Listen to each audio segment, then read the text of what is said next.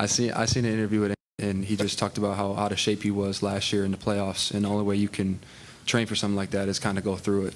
And I think I felt that, not from being out of shape or anything like that, but everything you learn in the playoffs, you only can experience by going through the playoffs.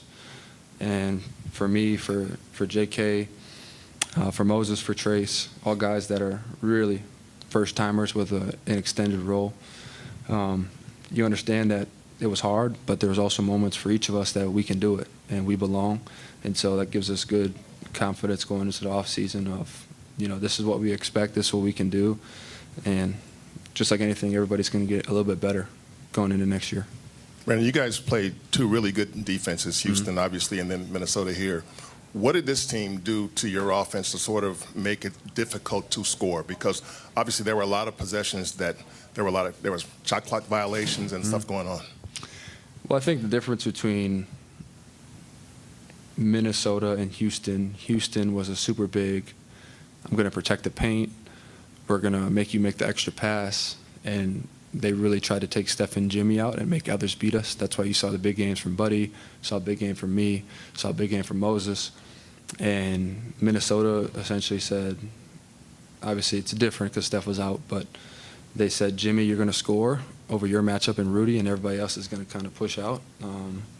From watching film, you guys can see yourselves, the paint is literally wide open and everybody's just kind of hugged up to their man. And so they knew that Jimmy likes to facilitate and make plays for others, and so they said, we're going to have you constantly beat us. And that's the same for whomever was, driving. They took away the three-point line. They wanted us to score over Rudy and make plays in tight spaces. And so I think that's the difference between, and I think we started to realize it tonight, now that it was just going to be us and Rudy in there, and everybody else was going to fan out. So I think there's two different defenses. Each were effective in their own right. But like I said, the only way you learn from things is going through it. You guys obviously emphasized trying to limit Ant's effectiveness tonight. You blitzed him, you threw some defenses at him, and he had 6 points at the half. You guys were down 15. When you're so effective at doing that and you're still down 15, what goes through your mind at halftime there? Well, I think a lot of it was the things that we could control that we weren't controlling. Big emphasis was taking away the three-point line.